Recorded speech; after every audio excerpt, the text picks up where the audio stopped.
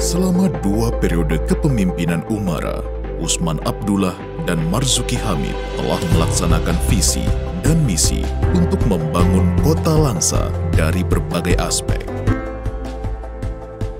13 terobosan Umara selama 10 tahun memimpin Kota Langsa, diantaranya pengalihan, penataan, serta penambahan aset-aset penting Aceh Timur ke Kota Langsa, dan penambahan serta penataan aset lainnya di Kota Langsa.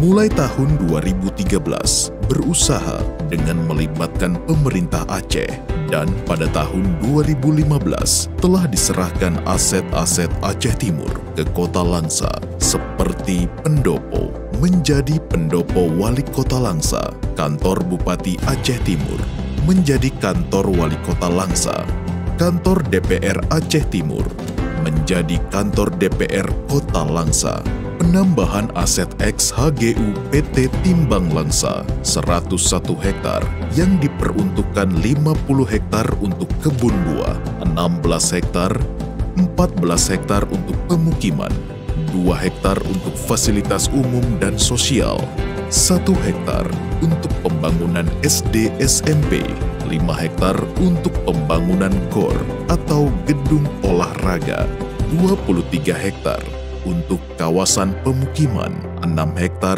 untuk kawasan pengungsian Rohingya, 1 hektar daya, dan sisanya 50 rumah khusus pemukiman menjadi aset Pemko Langsa. Langsa ini sangat terbatas areal dan lahan yang kita sehingga kita berupaya.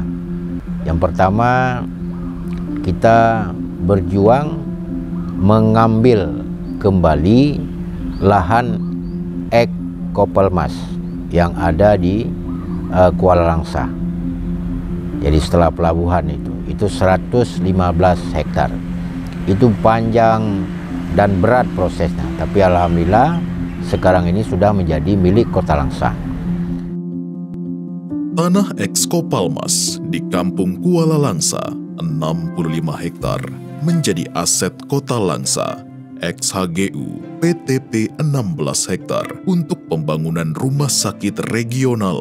Lebih kurang 39 hektar untuk perluasan RTH Taman Hutan Kota Langsa. Lebih kurang 2 hektar untuk pembangunan pasar tradisional Langsa Baru.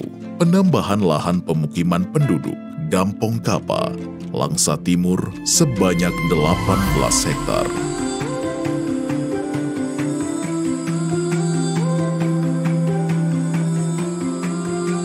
Terbentuknya destinasi wisata sehingga dapat menarik wisatawan ke Kota Langsa. Telah dibangun Taman Hutan Kota dengan luas 50 hektar dan Mangrove Forest Park dengan luas 8.000 hektar. Telah menjadi objek wisata domestik dan mancanegara. Taman atau kebun buah Kota Langsa yang telah ditanami berbagai jenis buah-buahan seperti durian, rambutan, mangga, matoa, jambu, duku, sirsak, kurma, dan lain-lain.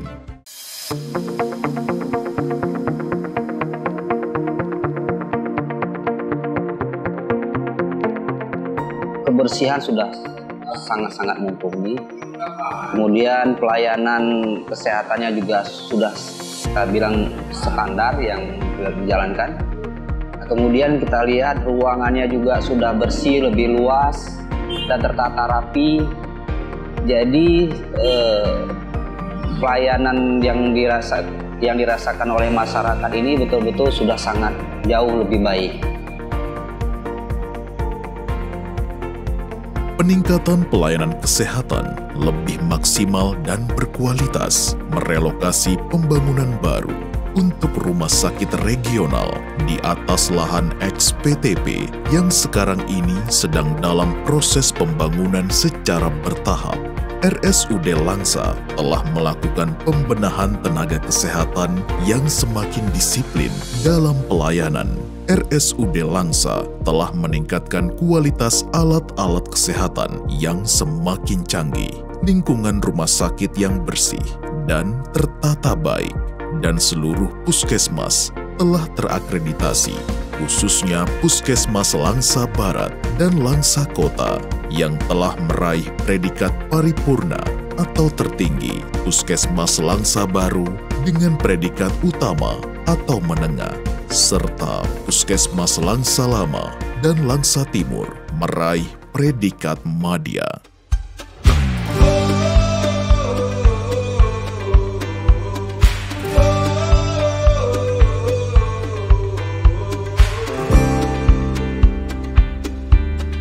Kita melihat banyak persimpangan-persimpangan jalan di Kota Langsa itu sempit dan sering terjadi kecelakaan dan kemacetan. Baik itu Tugu Salantai, Tugu Simpang Komodor, dan tempat-tempat lain. Sehingga bagaimana ini bisa kita lakukan penataan.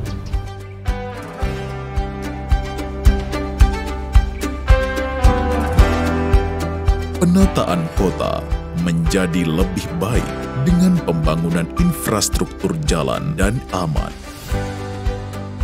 Telah memperluas Tugu Simpang Lantas, Tugu Simpang Komodor, Simpang Remi, Simpang Matang Selimeng, Simpang Gampong Jawa, Simpang Paya Bujok Kuno, perluasan jalan 2 jalur, Jalan Keutrom, Jalan Kampus Unsam, dan IAIN Langsa, pembangunan jalan 2 jalur di XPT KAI dari Gampong Jawa sampai dengan Gampong Birem Buntong, Blang Senibu, sampai Sungai Pao, penimbunan jalan lingkar utara, pembangunan jembatan 2 jalur sebanyak 2 titik menuju Kuala Langsa, normalisasi saluran induk dan parit-parit, drainase, dan pedestrian.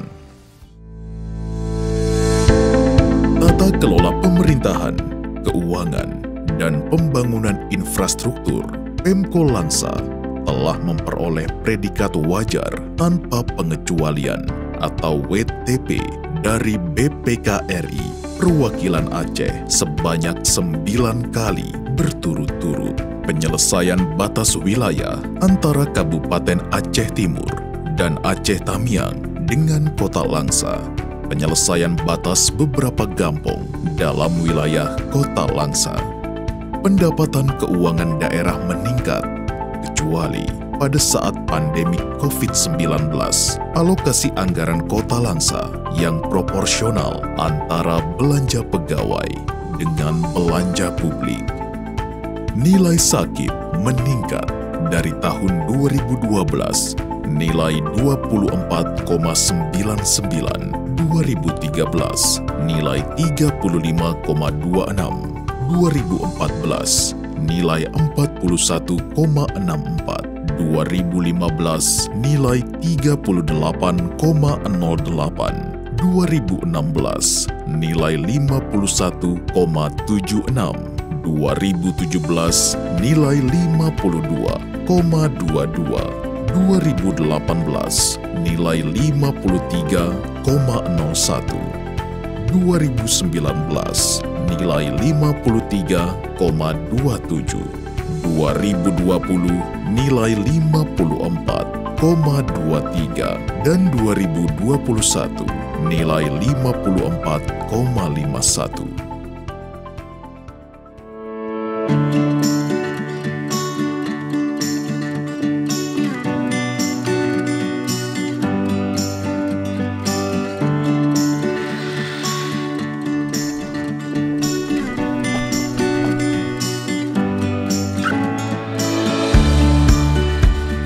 Kenapa harus kita tata kota? Agar orang melihat apabila kota kita tertata dengan baik dan bersih, ada taman-taman, jadi orang-orang yang datang akan berpikir dan menilai bahwa kota ini memang layak untuk melakukan investasi, layak untuk diam tinggal di sini, layak untuk dikunjungi. Kalau kota itu tertata rapi, bersih, berarti kan mencerminkan pemimpinnya dan juga masyarakatnya.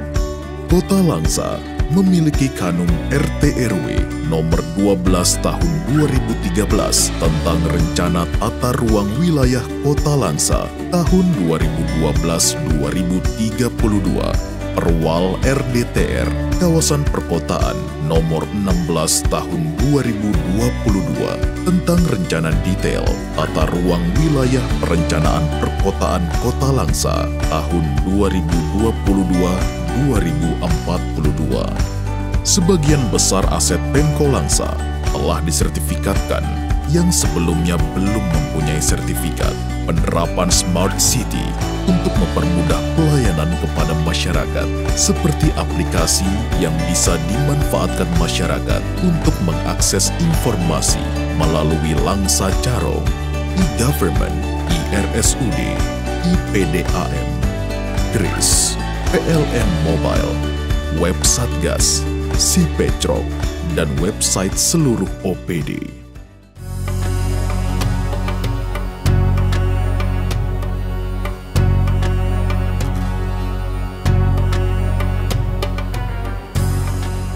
Itu tidak pernah ada seperti Safari Subuh.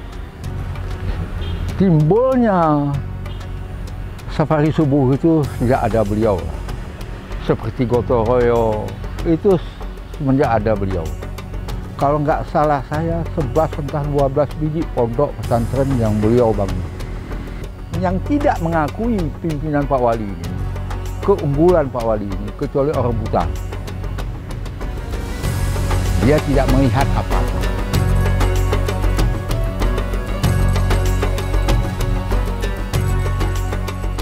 Pelaksanaan syariat secara maksimal, Pemko Langsa telah menjalankan kanun syariat Islam terhadap penegakan hukum pelanggar judi, zina, dan melakukan penertiban anak-anak pang, serta penertiban tempat hiburan malam yang berpotensi mengganggu ketertiban umum yang bertentangan dengan syariat Islam. Membuat gerakan memakmurkan masjid dengan menghidupkan safari subuh, safari maghrib, dan pengajian di masjid dan musola di wilayah Kota Langsa. Melaksanakan pembangunan dayah-dayah dan lembaga pendidikan Islam, mendukung pembangunan atau rehabilitasi masjid-masjid gampong dalam wilayah Kota Langsa. Renovasi dan perluasan Masjid Raya Langsa telah dilakukan sejak tahun 2014 menjadi lebih artistik dan dapat menampung jumlah jemaah yang lebih banyak yang diperkirakan tahun 2023 akan selesai.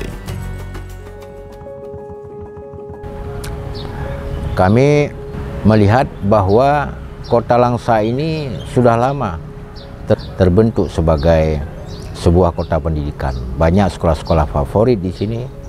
Jadi tentu ini harus kita berdayakan, harus kita tingkatkan. Bagaimana ada lembaga-lembaga pendidikan negeri di Kota Langsa, terutama adalah pendidikan tinggi.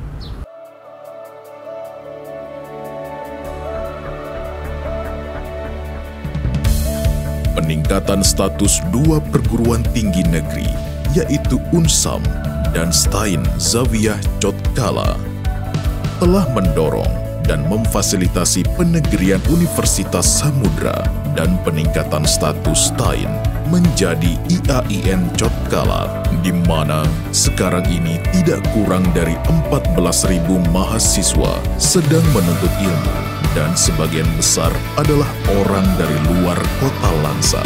Dengan demikian, sekarang berdampak terhadap peningkatan kualitas SDM masyarakat dan ekonomi, serta membuka lapangan pekerjaan.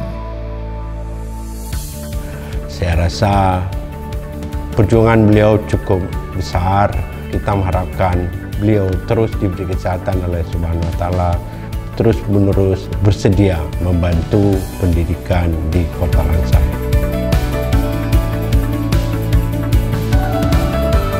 mudah-mudahan potensi-potensi morality ini bisa dimiliki oleh segenap pemimpin sehingga pada masanya Kota Langsa menjadi kota yang berperadaban, beriman, bersih dan diinginkan oleh semua penjuru untuk melihat teladan di Kota Langsa ini. Saat ini, masyarakat Kota Langsa dapat melanjutkan pendidikan Islam atau daya di dayah-dayah yang berada di Kota Langsa. Sebelumnya masyarakat Kota Langsa menuntut ilmu keluar daerah karena minimnya pendidikan Islam.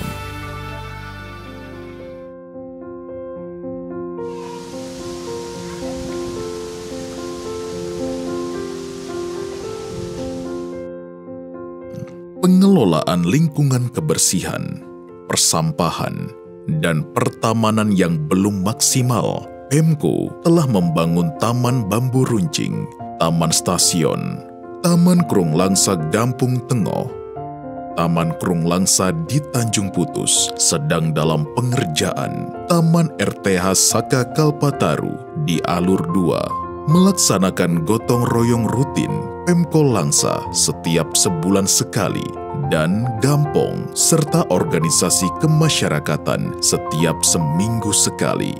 Pemko Langsa telah menyediakan depo sampah di Gampong Pondok Pabrik dan mengaktifkan pemerintah Gampong untuk ikut bertanggung jawab menjaga kebersihan Gampong. Relokasi dan penataan pemukiman yang masih kumuh, serta membantu masyarakat tidak mampu yang belum memiliki rumah, khususnya keluarga duafa. Penataan dan relokasi kawasan pemukiman kumuh seperti di sepanjang jalan PT KAI Gampong Jawa sampai dengan Gampong Birem Puntong, kawasan jalan rel kereta api Gampong Blang Senibong, kemudian di bantaran sungai kawasan Krung Langsa, Dusun Tanjung Putus, Gampong Jawa, Gampong Sidorejo.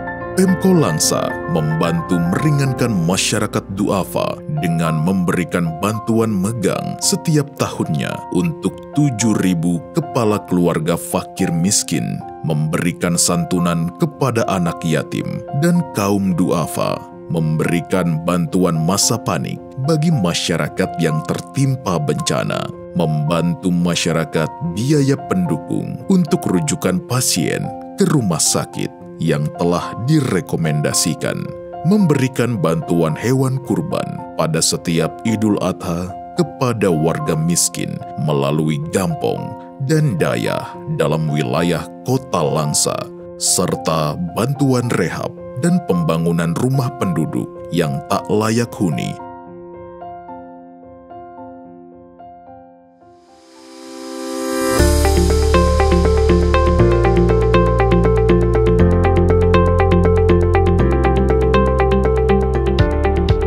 Terbitnya regulasi terhadap Pelabuhan Kuala Langsa untuk kegiatan ekspor-impor sesuai Peraturan Menteri Perdagangan Republik Indonesia Nomor 24 Tahun 2019 tentang perubahan ke-7 atas Permendag Nomor 87-Per-10-2015 tentang ketentuan impor produk tertentu telah memberikan izin ekspor dan impor di Pelabuhan Kuala Langsa untuk sejumlah produk luar negeri, mulai hidup aktivitas ekspor dan impor seperti cangkang sawit, ikan kerapu, kelapa, arang, serta komoditi pertanian lainnya.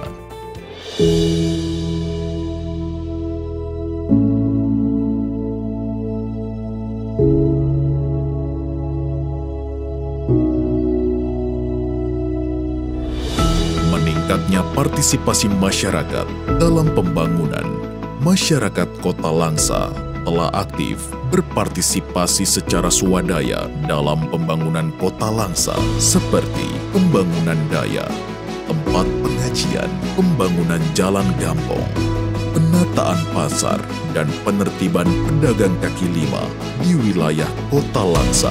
Pemko Langsa telah memiliki pasar tradisional sebanyak 9 lokasi, yaitu Pasar Induk Kota Langsa, Pasar Tradisional Langsa Lama, Pasar Tradisional Langsa Baru, Pasar Rakyat Alupina, Pasar Rakyat Bukit Metua, Pasar Rakyat Matang Cengai, Pasar Rakyat Asam Peti, Pasar Rakyat Kuala Langsa, Pasar Rakyat Timbang Langsa.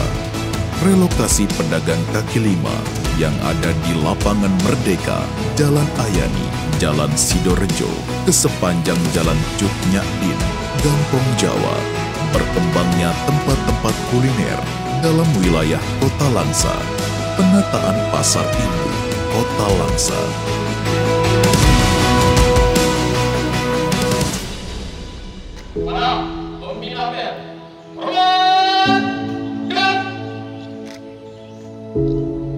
Maka Bapak sekalian, sekali lagi saya ucapkan terima kasih ya kepada Ibu Bapak sekalian yang selama ini telah mendukung kami bersama Pak Wakil sehingga kami berjalan dengan baik dalam menjalankan pemerintahan ini.